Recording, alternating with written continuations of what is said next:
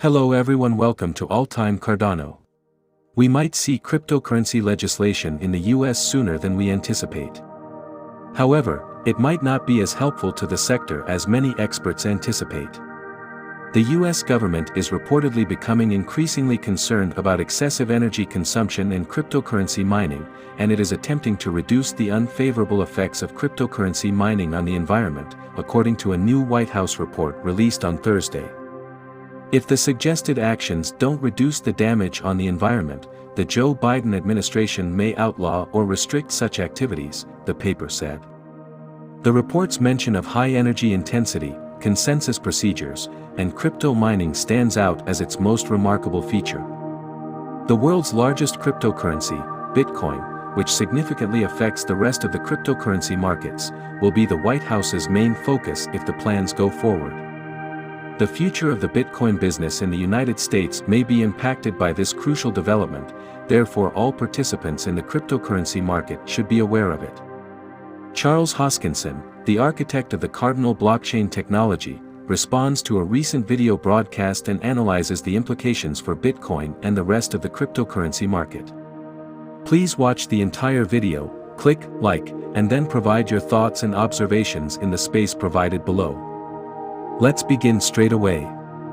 Well, the White House recently released a report. And I want to share something with all of you, so look at it now. So, to the White House in September 2020. And on March 9, President Biden signed Executive Order 14067, which, quote, ensures that digital assets are developed responsibly and supports responsible digital asset creation in keeping with our goals for combating climate change.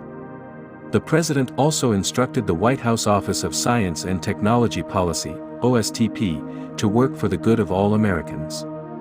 In order to better understand the connections between distributed ledger technologies and energy transitions, as well as the potential for these technologies to impede or advance domestic and international efforts to combat climate change, the Executive Office of the President collaborates with partners from across federal agencies. Additionally, the Executive Board's assessment of the effects these technologies have on the environment is included in the report. Okay, so we had an opportunity to tangentially speak with a number of various entities through NIST. And the result of many months of laborious labor is this. You'll also notice that on pages 10 and 31 of the President's report, Cardano is mentioned 5 times. Page 32 is mentioned in some tables. And once more on 32.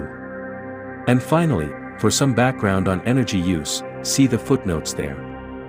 Therefore, while dealing with politically astute regimes, you must exercise extreme caution.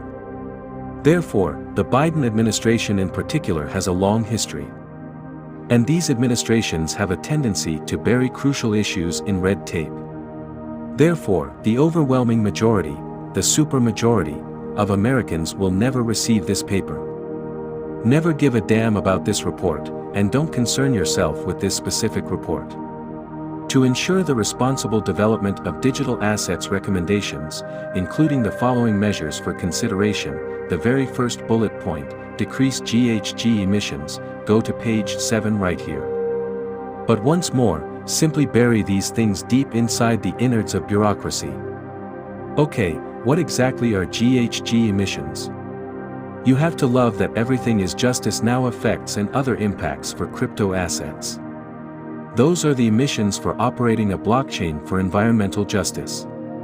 Therefore, in order to develop effective, evidence-based environmental performance standards for the responsible design, development, and use of environmentally friendly crypto asset technologies, the EPA, the Department of Energy, and other federal agencies should offer technical assistance and start a collaborative process with states, communities, and the industry for crypto assets, among others. Bitcoin ought to be outlawed. You read it that way. Now that the Lemons bill has been passed, it's sort of ironic that all of the Bitcoin ex-homeless people have been advising Senators Lamas and Gillibrand to outlaw proof of stake and use the force of the state to pursue us. Hey buddy, good thing you got there with proof of work, but you know, global warming bad. But boy does it fucking suck when the shoes are on the other foot that the White House is now essentially burying in page 7 a report no one will ever see or read. So, we should outlaw it. and will essentially set standards that you can't follow by having the EPA and DOE come out and announce our soft ban. And when you can't, pass some kind of law or executive order to essentially stop you from doing it or obliterate your profit margins. So the mining sector in America is no longer profitable. It's awful, isn't it? So that's how governments operate, notably the government of the United States. They are this way. They act in one way while saying another. They promise you a fantastic policy, and then a committee that you've never heard of, seen, or learned about puts together a study that basically says the most valuable cryptocurrency in the world should probably be prohibited because of carbon. The world's attention would naturally shift to proof-of-stake projects like Cardano, and after the merge, Ether, if the White House is going after crypto projects that use proof of work. But these platforms are not without their own challenges, as Charles Hoskinson points out in the later part of his broadcast. ExxonMobil is one of the several massive oil companies that has been embracing Bitcoin mining to reduce the environmental impact of its operations. This will undoubtedly help the biggest blockchain network in several ways. Returning to Hoskinson's program, he contrasts proof of stake with proof of work and explores how the report has affected the rest of the sector. It is very evident that some members of this government and of different political parties throughout the world sincerely desire to begin mining cryptocurrencies with carbon credits. Now, I've also always believed that proof of stake is, provided you can address the network design and security requirements, a vastly superior consensus mechanism in many ways. For this reason, we spent 7 years innovating Boris before bringing it to market, and the report does indeed accurately reflect that we have a significant advantage in terms of energy usage. The Bitcoin maximalists, whose religion will not accept or think that proof of stake in any form is acceptable, are the ones making reference to proof of stake and Cardano specifically in this government report. That's their choice, but it's obvious that they now have a red bullseye on their back. In fact, people who wish to outlaw cryptocurrencies have a two-pronged argument.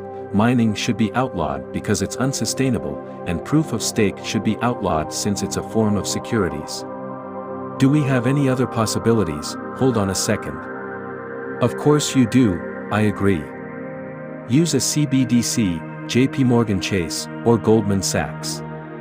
Utilizing a controlled offering is preferable to outright banning cryptocurrencies. Be mindful. They don't get you in grandiose speeches, they get you like this. They don't understand you. You know, they kill you with bureaucracy while you're at a presidential debate or arguing on the Senate floor. They get you with nebulous little reports that are written, that have recommendations embedded within them, saying nebulous little things that a bureaucrat you've never met, have no influence or power over, and cannot be fired, basically gets to have unilateral authority over your life, your livelihood, and your ability to participate. They carry out that. In the same way that they will target cryptocurrencies indirectly rather than directly, they will attempt to subdue the industry in this way. Because attacking exchanges and destroying liquidity is extremely costly and difficult, diverse approaches yield the same result. Just keep in mind that the government is not your friend and never has been or will be. It also doesn't care about you and is never held responsible when it messes up your life. And there is no way to get it back. Can't sue them and can't get your legal fees back for battling them. Even if you succeed, you will still lose because they will find a method to strike you once more. That is how things are. That will always be the case. And for this reason, we create cryptocurrencies and have an industry. We want to improve the world a little bit by making it more equitable, accountable to everyone, and so on. And as for me, I'm sick to death of these types of reports being passed through with such dishonesty. The cryptocurrency sector, which is mostly American, has generated millions of jobs and more than $1 trillion as a value industry. Additionally, we have a wealth of outstanding scientists and engineers. American colleges are at the forefront of cryptocurrency research. And if we implement damage that harms that offshores that and it goes somewhere else, this could become a $10 or $20 trillion industry that hurts like that. If Bitcoin mining activities are prohibited or severely restricted in the United States, it will have a significant negative impact on prices and the uptake of cryptocurrencies. How many Microsofts, Apples, and Googles can you lose as a country before it collapses?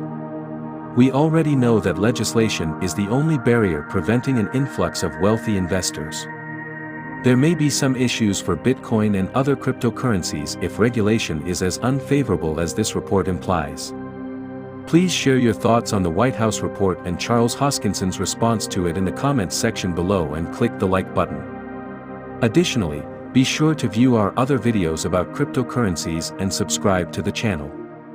I appreciate you coming.